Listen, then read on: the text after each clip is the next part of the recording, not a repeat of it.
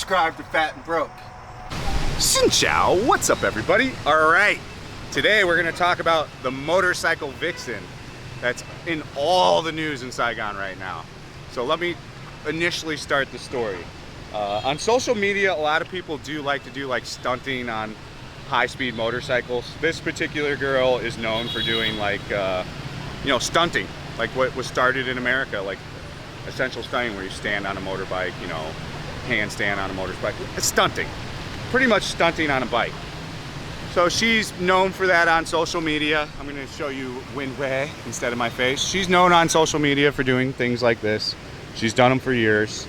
About a month ago, she was doing a stunt over on the Basan Bridge, which is the new bridge over to District 2, which is a good spot to kind of go do it because there's no traffic over there yet, because nobody's moving over there yet, because there's really nothing over there but like new apartments with nothing around them.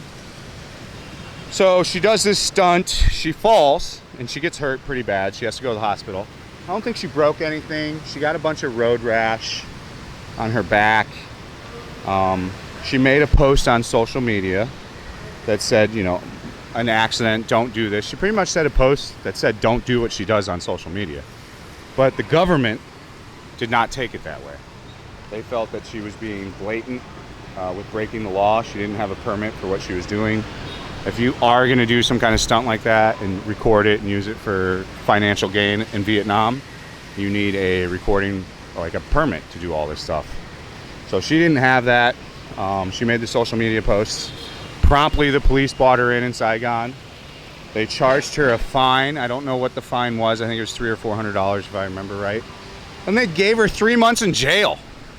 Like, totally crazy over-evaluation and like crazy over usage of the law, But Saigon, the government wants to make an example out of her. There's been so many problems of people on social media doing crazy shit on the roads of Saigon lately that she happened to choose the right time at the wrong time to post some shit on social media, and somebody was already looking in the government here to find somebody as a scapegoat, and old girl popped up, and there you go. So right now, Vietnamese in Saigon are very split on the topic. Like I said, believe it or not, it's one of the most talked about things in the news still today for the past, I don't even know, 3 weeks, 2 weeks. And most Saigonese think that she did her time with falling, getting hurt, and then paying a fee. Almost no one believes that she should have to do any kind of jail time. Now, what do I think about that? Do I think she should serve any jail time? No, but I think she should have her license taken away for a year. She should get served a fine of like $500 and a license taken away for a year. So she understands that she's not Little Miss Stunt Driver anywhere she wants to be in Saigon. Now, there is an importance to that because you have to understand how big, you guys know this, I don't have to tell you. Social media is popular everywhere in the world now. So all it takes is in their mind, again, I don't know that I believe in all this shit because this is like fear mongering, that a 14-year-old girl is gonna watch, and maybe go do stunts. Do I think that's necessarily gonna happen? No. Now, do I think it's a little irresponsible for her to put it on social media and be like, meh. And she had no gear on, she only had a helmet on. She did have a fully closed helmet, but she was driving an S1000RR with an exhaust and a chipped power commander of some sort, some kind of ECU flash. She was on a near 200 horsepower bike, doing stunts and just a helmet, So for me, she got what she deserved. I don't think she needs to serve any jail time, You do stupid shit, you get stupid results. So she got to see what stupid results are, and that's falling off a bike and getting all effed up trying to be cool on the internet. I've always been a proponent against that type of shit, though, I've been riding sports bikes since I've been 16 years old. I got a ZX7 literally when I was 16 years old. It had what did I have on that? A Yoshimura full exhaust, I think with a full tune, a full power commander tune, a rear set. It had everything, And I was responsible with that bike. I didn't actually wreck that bike. I dropped it a few times, but I never wrecked it. So, I've been dealing with fast bikes, and I've always been really big on always wearing a helmet, The craziest shit I see in Saigon is when I go to Thowden and all these white people are driving around with no helmet on. Like, it's just, why? I don't even get it. I mean, so you're comfortable to go 10 feet? You can't put a half helmet on? Like, it's not hot to put a half helmet on here, guys. There's no additional fatigue with wearing a half helmet in Vietnam at all. It doesn't make it even hotter. So to drive around here with no helmet is winning at the retard Olympics to me. So same in Thailand. When I was in Thailand, I was like, what the hell? No one's wearing a helmet? Stupid. I don't care if I'm going 5 feet. I'm wearing a helmet. Your head, you only get one. Very difficult to repair when it gets broken. So try not to break that thing, you know.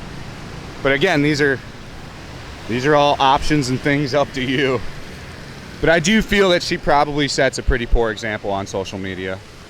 Unfortunately, as a result of her incidents, the government in Saigon has gone after anybody that's posted anything on social media the past 6 months doing any kind of like stunts or anything on motorcycles. So they actually went after another group today in the news, but they had a permit and everything, so they kind of backfired on them. But I mean, short story short, you got to have a permit for that stuff.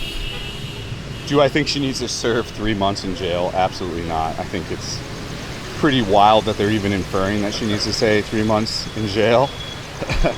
I don't know why they even thought it, but again, it's the whole reason is, you know, they don't want other people to do it, and I get it. So I think they'll only make this one girl pretty much like an example, and then after that you'll be all right. Just don't be flaunting it in front of the government. If you are going to do it, don't put it on social media, that's for sure. So at the end of each video we do talk about other things. I am a live streamer as well. I live stream actually every day right now. I have a live streaming backpack, so instead of using a phone like a lot of people do, I actually have a professional camera that goes through a computer, so I can stream for long periods of time in very high quality. If you do want to watch that, I travel around Southeast Asia, and Vietnam in live stream. Currently I'm in Saigon, have been for a while. I've got a marriage coming up, so finances have been going there. We will be traveling soon though, so if you do want to check all that out, go over to kick.com/fatandbroke. You can do that for free. It costs absolutely nothing. It's just like Twitch, so it is going to be the house of where I live stream from now on. So it would greatly be appreciative if you did go over there and sign up and gave me a follow. If you want to support me in additional ways, there's a crowd-funded website called Patreon. Over on Patreon, you can support me for as little as $5 to $10 a month. You can pay for an entire year for the top tier for $110. That's the best value. And that's going to give you access to the tier 2 videos, the tier 1 videos, direct access to me. There's a lot of stuff on there, so if you want to check it out, go on over there. As ever, I thank you guys so much for watching. Stay frosty. We'll see you on the next one. Peace out.